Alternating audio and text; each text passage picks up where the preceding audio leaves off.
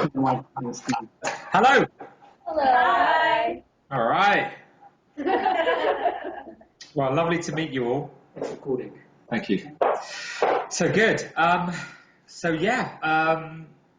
it's you guys know the story. I think you've seen the film. Is that correct? Yes. Excellent. Just shutting the window of my kitchen. Yeah. So it's been an amazing journey. The last 13 years. Creating the Day of Peace and doing what we did in Afghanistan, and now institutionalizing the day, making it self-sustaining, making sure that everybody knows about it. 280 million people aware last year, which was incredible, and close to over 600 million people. Over 600 million people we can already see will be aware this year, which is obviously staggering. You are, of course, a big part of that, and that's why it all works. But obviously the amazing thing about what's going on now for me personally, which just gets me excited as much as I ever was about this whole process, is the fact that a percentage of those people who are aware will behave less violently. So about 4% of the 600 million, obviously close to 30 million people, probably more, will not be involved in violence as a consequence of that scale of awareness. That's incredible. And the violence that I'm talking about, and which I'm personally most interested in, is the violence that goes on in our homes, in our communities, and in our schools.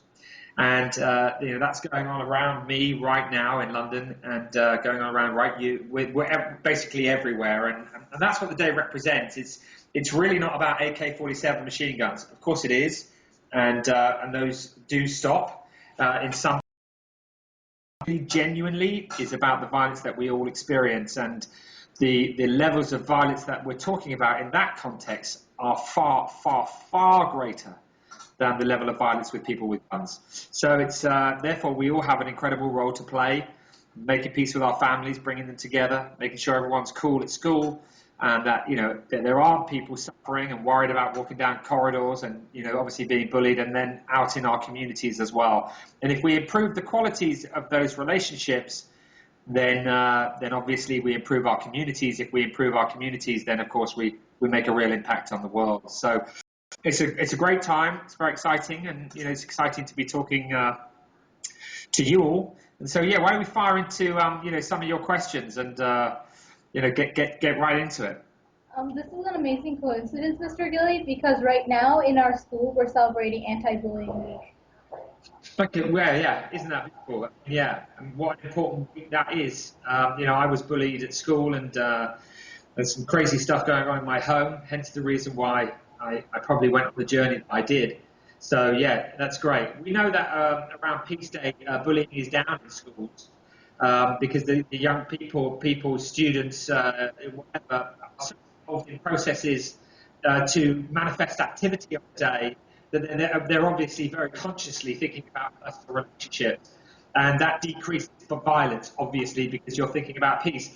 Similarly, when you run an anti-smoking campaign or an anti-drugs campaign or an anti-drug campaign, you see when those campaigns are run, a decrease in the amount of people who smoke or the amount of people who drink. And that's exactly what we're seeing with Peace Day. We are seeing a decrease in the same way. So that's extraordinary. So, yeah, well, good luck with this week. I hope that goes well. So, Jeremy, hello. Hello. We just a little bit about ourselves. We're a small community about 15 minutes from Boston, Massachusetts. And we are a pretty unique school in that we're one of the first of two schools in all of Massachusetts to have every kid has a device in their hand. So, guys, why don't you show them your iPads real quick?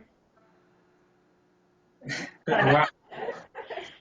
So they all have iPads. So the really unique thing is that back in the fall, what we did in September is we had an assembly with my other international studies students. It's a semester-long course. So this is a new group, but some of these guys were at that assembly, and that assembly basically illustrated who you were, what Peace Day is about, and what the mission is about, and trying to spread the word. So we had students open up Facebook pages. We have students here in this class and around the school that are following you on Twitter. So we're trying to kind of kind of up the campaign a little bit at our school and the awareness, which is hence the reason why we are interested in doing the Brazil potential talks as well. Brilliant. Well, I know that it sounds like that's all been agreed. So I'll be talking to you in a few weeks then. Yeah, from Brazil. I'll be in Brazil. You'll be there. And, we'll create that amazing moment between the two countries and the two schools, which will be really exciting. And, in relation to what you've just said, how incredible, the Jeremy Gilley Twitter, the Peace One Day Twitter, the Facebook, all of those numbers really count. Numbers count. They make the difference because they're all measurable. And when you measure those numbers, for every 100 people that are involved, then 4 people will not be involved in violence. That's obviously incredible. And therefore, you, as a school, as a group of young people, you will affect the levels of violence. I mean, you will have people thinking about peace and therefore not thinking about, falling out with somebody or arguing with somebody. I mean, so it's deeply significant and incredibly profound. And thank you for all of that social media following that you're doing. That's really great. All right. I think some of the kids have some questions for you. If you wouldn't mind answering some of the questions that they have. They have seen your video in full. We've discussed it and talked about it at length. So I think that they're pretty well versed on what they need to know about you right now. But I think they want to get to know you a little bit better and understand your process. Perfect. I'll answer anything you ask.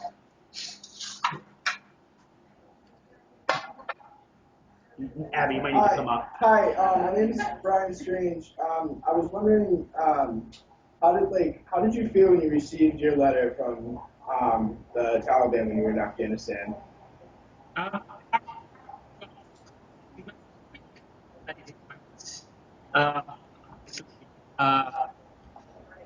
think that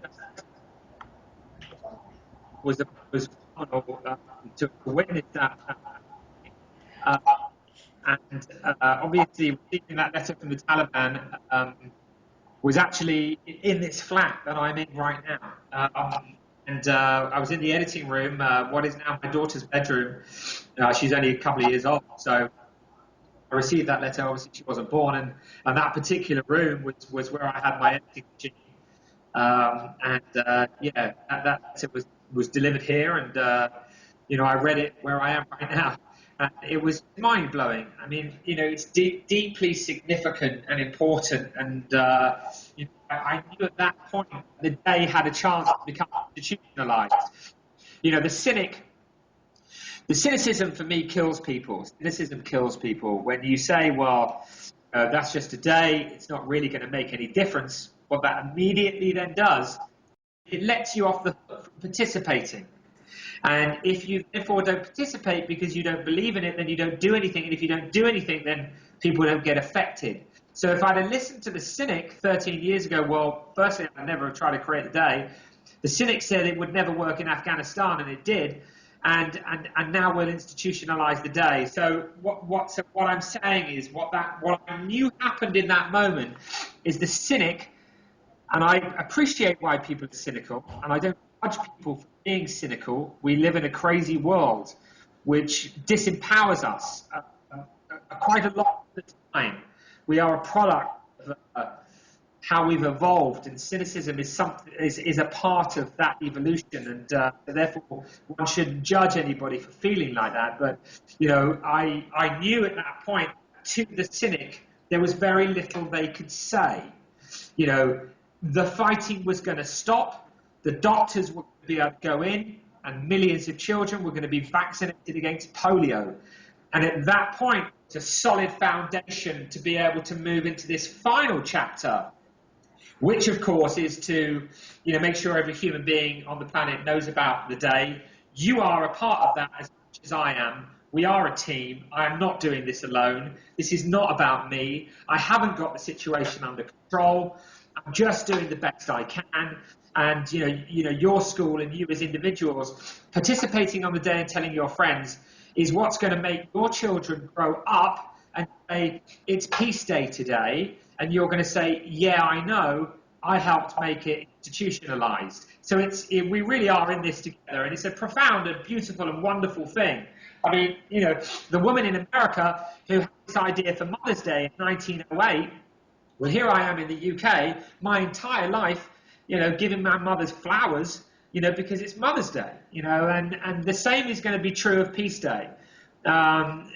You know, people are going to say, sorry, guns are not going to be fired, women are not going to get hit, people are not going to be bullied. Those are just the results of the institutionalization of this day. So I guess in short, what I'm saying is the mountain that everybody said we couldn't climb, the receiving of that letter was the climbing of that mountain. At that point, we got to the top of the mountain, we saw the view, it was beautiful, and we decided to climb more. It was a deeply significant moment.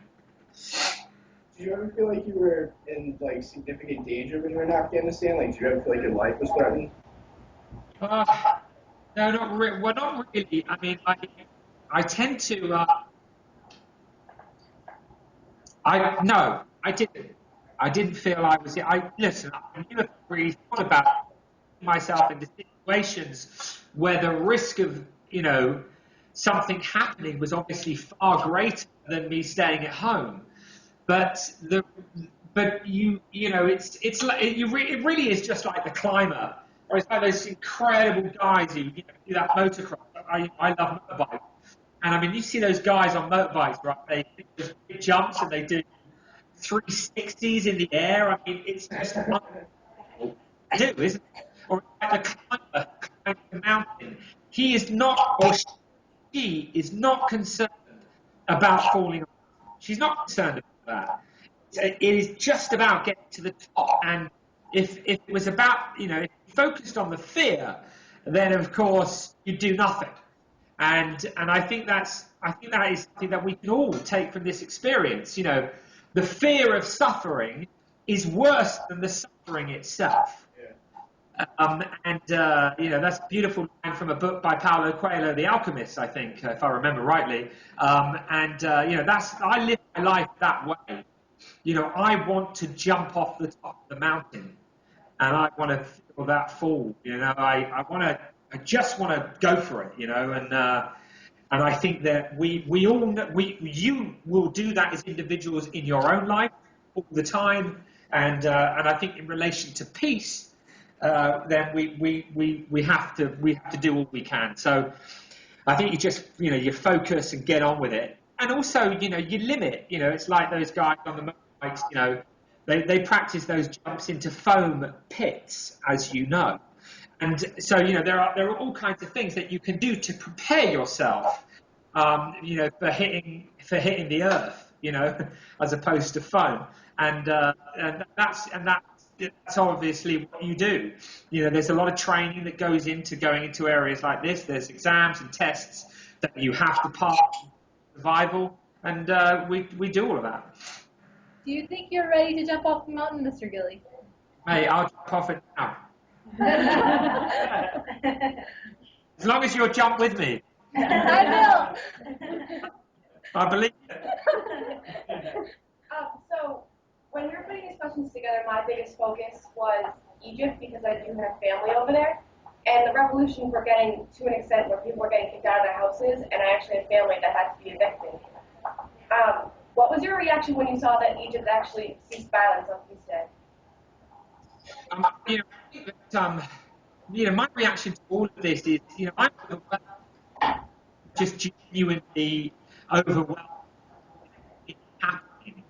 And, you know, obviously that's just what fuels me, you know, to just come. You know, I think, to me, you know, I see the failure as success. And the success is success. I actually get much more excited about somebody saying no than I do about somebody saying yes. Because I know when somebody says no, then there's some real work to do, and there's something that I've explained, you know, the right way. And you know, I think that's, you know, generally, I think the approach that one needs to take in life. You know, whatever it might be, you know, on a personal level, you know, with families and girlfriends and whatever it might be. I mean, I think that there's, you know, I think we need to the obstacles that confront us in life. You know, I think we need to see as obviously great opportunities for us to learn more about ourselves and to become better human beings. And yeah, so that's kind of how I see it all, So speaking of countries that are dealing with like different wars and different civil things going on, my family's from Jamaica, and we never heard of Peace Day until we came to the U.S. So how are you trying to reach countries such as the Caribbean and like third world countries that have never heard of Peace Day? How are you trying to reach them? Well, I think that the wonderful thing about the day is that the Jamaican government voted for the day, as well as every government of the world. And each government, my country included, obviously, have a duty, really, to tell people about this day. That's what the resolution is really all about. It's a UN resolution, unanimously adopted. And within the body of the resolution, we are all supposed to communicate out that the day exists. Now, sometimes governments, for reasons, are not actively pursuing telling its peoples about the day, and that's okay. And so if that's happening, if the member states of the United Nations, not the United Nations, not the people of the United Nations, but the member states, if the governments of the world are not, um, taking the responsibility and the opportunity to inform its citizens that this day exists, then that's where we citizens need to participate. Because we need to let the governments of this world know, actually, we as individuals care greatly about peace. And if we were to do that on a global scale, you would see governments follow in a real way. And that's the wonderful thing about democracy. I mean, we talk about Egypt, we talk about the ways in which individuals have come together throughout history, throughout Egypt, all over the world. People, individuals, you and me, have picked on an issue. We've focused on it. We've built a community, and that community has changed legislation and implemented it into the system, and therefore it is honoured. And that's really what's going on. That's what's going on. So, I think you're probably understanding what I'm saying. I'm really saying that the opportunity of awareness of this day lies with you and I. The fact that you have a computer in front of you gives you the opportunity to communicate to your family and friends in Jamaica, to other schools, and to say there is a day of peace. It is an opportunity for the young people of Jamaica, through their art, their poetry, their literature, to engage, to be, constructive in this process, which will inspire and global citizens that you all are all becoming. And that's what really it's all about. Yes, I feel disempowered by what our government is doing. That is actually the opportunity for us to be empowered and to drive us. Because if we're looking at government to be the change that we want to see happen, we're looking in the wrong place. We really genuinely are. It is not about government for me. For me, it's not about government. I did go to government. I went to the international community to create a foundation for the day which was accepted by government. But everything that I do on a daily basis is now about saying to the people, look, if we all come together, they will follow. They will follow us, work for us. That's how it is. And that's really exciting. And I'll finish, because it's a wonderful question you ask, and I hope that I've given you the answer clearly. But the last thing that I'll say is an incredible man called Ambassador Brahimi. And Brahimi is negotiating in Syria right now, as you probably know. He is the guy in there, and he is an extraordinary man. His wisdom and intellect and experience in relation to these big issues is probably second to none. I had the privilege of being with him in Paris a month ago. And I said to him, when is this day really going to work? What's going to make it work? He said, it will work when the people get behind it. And so don't waste your time knocking on the door of government. knock on the doors of the individuals, because if we want it, we're going to have it, and that's it. And so that's why it's amazing to talk to you. I've had loads of meetings today with the management of some of the manager of one of the biggest artists in the world, who I think is now going to perform for us. I've had amazing conversations, but nothing is more important than the conversation we are having now, because this is where it's at. This is where it's at. It's you and me joining forces and saying, yeah, I care about peace. Yeah, I'm going to tell my family in Jamaica. And yeah, we're going to do something in, at Burlington High in Massachusetts. We're going to spread the word. And on that poster I can see, I think it's of football players, next to that, put a world map, and see how many people in the world that you guys can get to do something on the day in the same way that I do in my office. And you will be amazed at how many people you will be able to reach out through because of technology. And therefore, we are all institutionalizing it and making it self-sustaining. So, as far as I'm concerned, you're the head of state of Jamaica, and you're the one, who's going to let that country know. And that's how it grows. I have another question. I was just wondering what your goal was for 2013.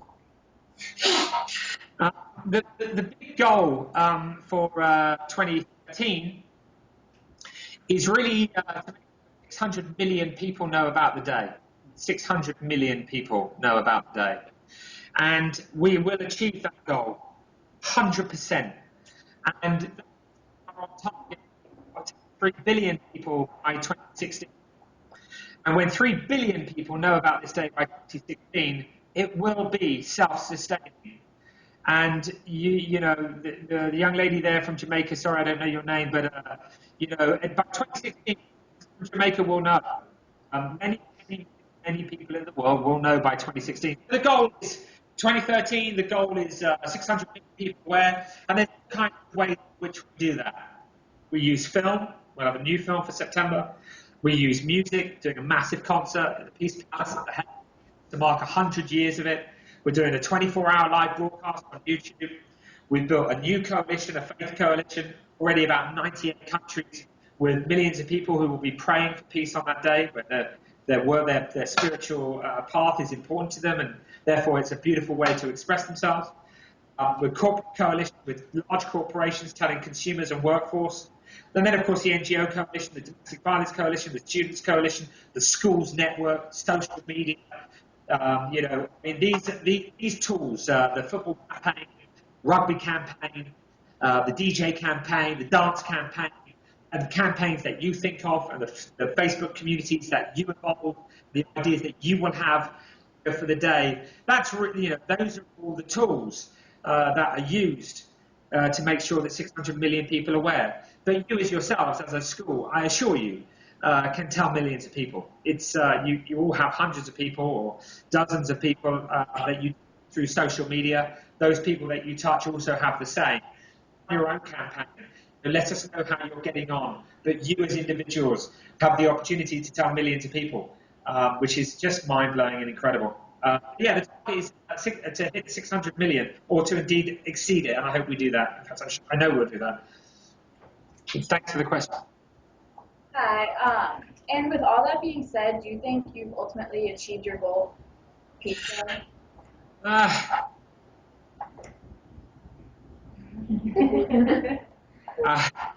you know what? I mean, I do feel like. I mean, I don't feel like I've totally achieved the goal, because I'd like to see it self-sustaining. I want to go to Jamaica. I've been there so many times. I want to go to Jamaica, and I want people to know. Wherever you go in the world, I want people to know today. And that's when I'll really know about that. I'll sort of know that we've achieved it. It's incredible to believe that we can even say that. But technology, is really a key to survival, the way that we're communicating now. It really is a fact. Situation that we face in terms of the global community coming together in ways that it's just we'd never thought possible 30 years ago. So I really think ultimately I would achieve the goal, the day self-sustaining. But yeah, on a personal level, I feel like, yeah, I feel like we've done it. You know, I mean, creating the day was amazing. Where we are right now is good. You know, so I feel like I thought I was told I was sick. I have no qualifications. You know, I'm told I'm dyslexic. You know, I was humiliated in the classroom. You know, it was only until recently I actually thought I was reasonably smart. So, and I'm not saying smart, but just my own self-worth and belief about myself. You know, due to the last, you know, years of work, I suddenly now feel within myself like, you know, I am okay. I'm a good person. I'm all right. You know. So yeah, I think that personalization is obviously for me as important as everything else because you know it's just me at the end of the day. And, you know, I need to feel good about you know how hard I try. You know? So yeah, in ways I do. I feel good right now. I'm very tired, but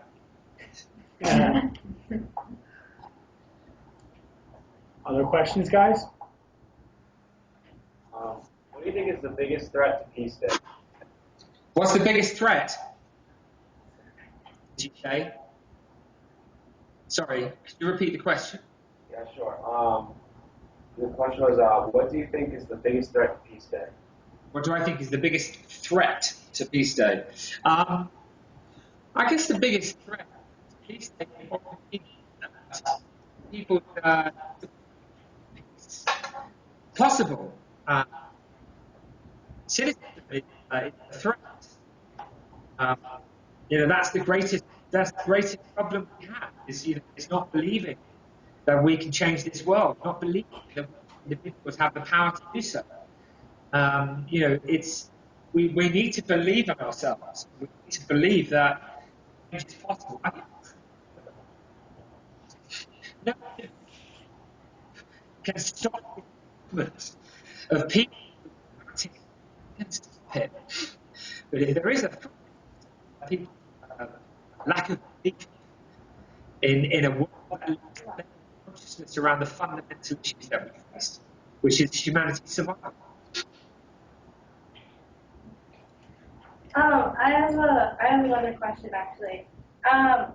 We saw in the video how you went to people, celebrities specifically, such as Angelina Jolie and Jude Law. Why did you target those specific celebrities? Well, I mean, in many ways, I didn't really target them, although probably the most beautiful woman and beautiful man on the planet. No, I mean, listen, they kind of came, you know, it's this whole experience is fairly magical, you know, I mean, it just all kind of, it unravels, doesn't it? That's the wonderful thing about life, you know, you know, you trust the process and everything comes your way, you know, and, they were amazing people to come along, but ultimately the real answer is that those two particular people, came to me because I was at the Royal Shakespeare Company for a number of years as an actor when I was younger. And when I was at the Royal Shakespeare Company, I met a man called Sean Pertwee. Sean Pertwee was great friends with an actor called Johnny Lee Miller, who you know from being in the big Sherlock Holmes, great friend of ours, as you know. And Johnny was married to Angelina. Johnny is best friends with Jude.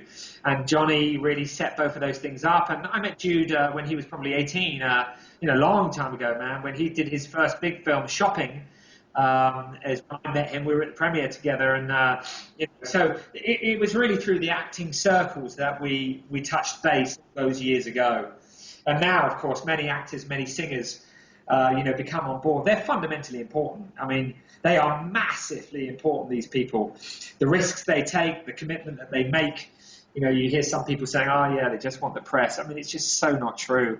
I mean, you know, these are people who care just like you and I. You know, you're here, you care, you're going to do something on the 21st now. Yeah, I hope you go to the website, I hope you join our Facebook, I hope you follow on Twitter, I hope you know, manifest stuff. They feel exactly the same way as you.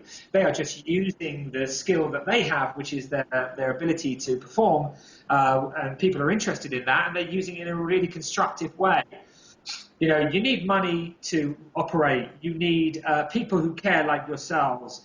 You need a good idea, i.e. a day of peace. And you need these individuals that society looks to and is excited about. Those are the four pillars of running a very successful campaign.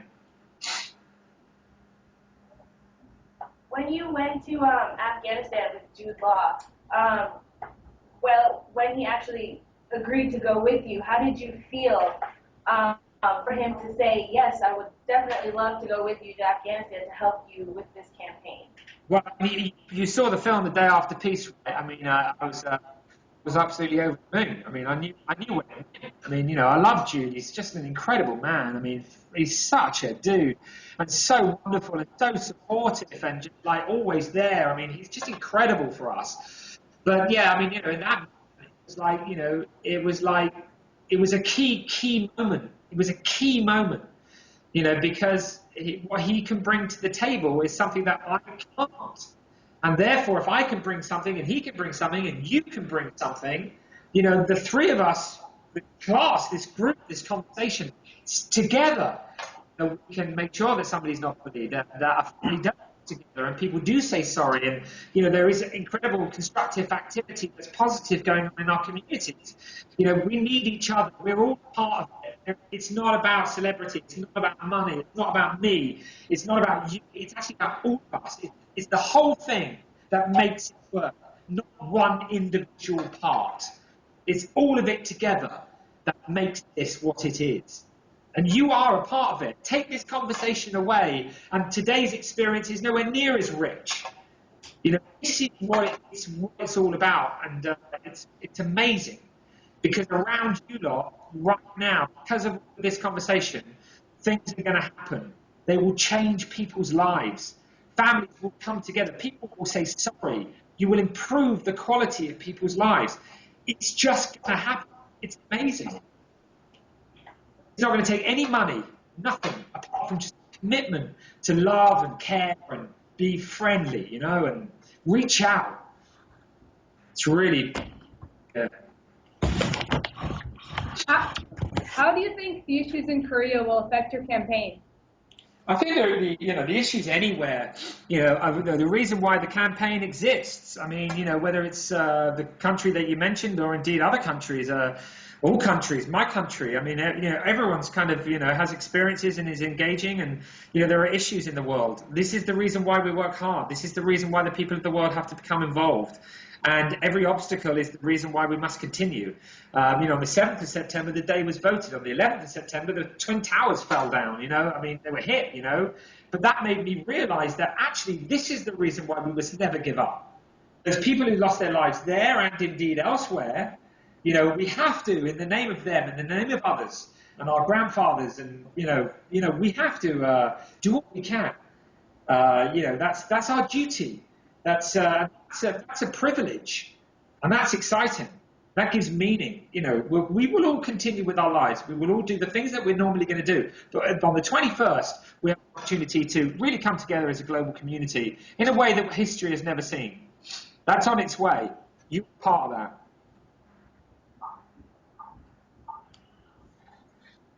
Well, listen, I know that there's some people looking at me. I know that I've got another Skype call that I have to do. And is there anybody who didn't ask a question that wanted to? Okay. Well, I know that we're going to be talking together again in Brazil. If there was anything that wasn't asked, then obviously save it for Brazil. I know that Pritam will talk to you about when we have the opportunity to talk to Brazil. One of the things that's important is to when we all connect in that moment, I'm going to be saying to you guys, right, tell the people in Brazil about the things that you've been doing on Peace Day and the ideas that you have for Peace Day. That's one thing that we'll be doing. The other part of the conversation is going to be about you being able to ask them, what are you dealing with? What violence are you dealing with? What are you dealing with? It's an opportunity for you to have this cultural exchange. It's cultural cooperation is the key to humanity's survival. So it'll be a beautiful moment. I'll see you then, and I'll look forward to that. And look, keep doing the Twitter stuff, and the Facebook, and tell as many people as you can. And it's been a great honor, and I'm really grateful. And thanks a lot, for talking to me and letting me answer your questions. It's very, very lovely. So thank you. Thank you. Jeremy, thank you again so much. We really appreciate the opportunity. We know you're a busy man. All right, dude. Take care, brother. See you later. Best luck in 2013. Bye-bye. Bye.